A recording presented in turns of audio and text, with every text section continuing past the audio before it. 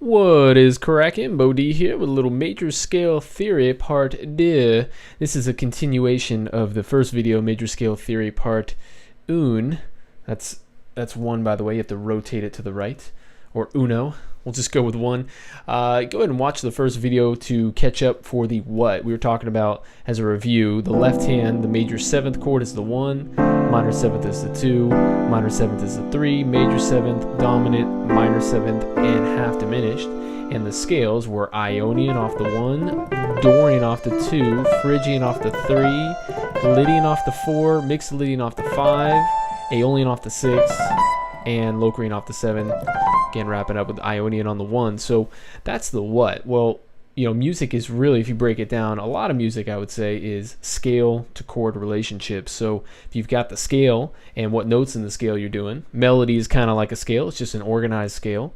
And you got the chords that you're playing against, you should be okay, especially in jazz. So let's talk about the when and why. Well, when do you play a major 7th chord off the 1, and when do you play an Ionian scale? Well, 1 is kind of like home. It's your resolve. If you're coming back home on some chords, you want that nice strong resolve. So 1 is a lot like home. Moving on to, it's minor 7th, and it usually starts off what we call a 2, 5, 1, and it's the most famous pattern in all of music. Probably 5-1 is the most famous. 2-5-1 is a 1-chord extension of that.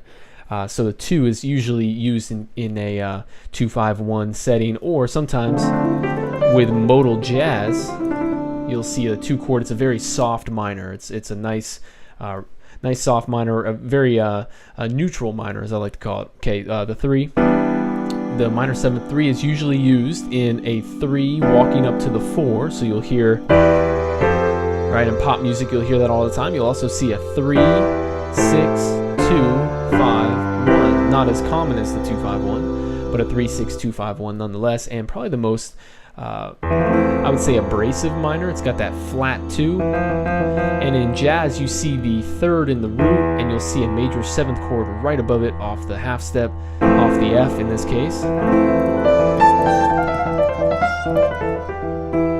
Very abrasive minor. The 4 is used a lot of the times as a resolve, going off the 1, so you'll be doing a song, 2, 5, 1, 4. It's sort of like a continuation of 1. I also see it as a walk-up chord. Okay, obviously coming from the 1 to the 3 to the 4. You'll see it as a half cadence in music. In gospel a lot, you'll get that in Jesus. Okay, I don't sing a lot, but there you go. There's your gospel half cadence. Sometimes you'll see it going to the 5. Okay, moving on, we've got the 5 chord. 5's one job in life is to go to the 1, a 5th away. I mean, it might have some other stuff it has to do on the way, like going to the store, run a couple errands, but it always wants to go to the 1 in any form that you're going to see. And that's because it's got this thing called the tritone in it. And the tritone is this very tension-filled interval that always wants to resolve.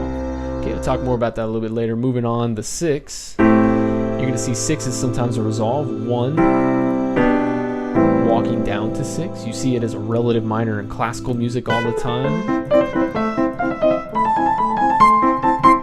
Okay, you'll also see that as part of the 3, 6, 2, 5, 1. Very, not as common, but this is sort of the middle of the road minor, sort of like the 3 Little Bears, not too hot, not too cold, a little bit of tension, but not too much. And it's called Aeolian, a great jazz choice as well for a little bit more tension. If you're playing Dorian all the time, go with Aeolian. It's a great option. The 7, the half diminished, you're going to see that in minor 2-5-1 moves. So whenever you want to get to minor, and everyone's always writing in minor, and they want to write these really cool,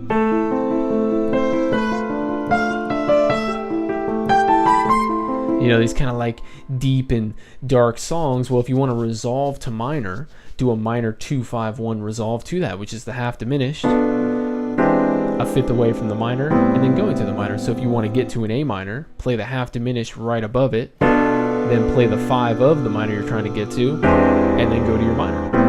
Why just go right to it? So that's when you see that chord. Very rarely just seeing a floating half diminished chord. Not the most common thing to see floating around. So those are the modes, again, and those are the scales and when and why we use them. This has been a continuation of major scale theory part 1, and this is obviously part 2. If you have any other questions, direct them to the site. I'm going to play a little bit of music and try to bring out different cadences and when to use some of these chords. I hope you enjoyed it. I'm Beau D. I'll catch you next time.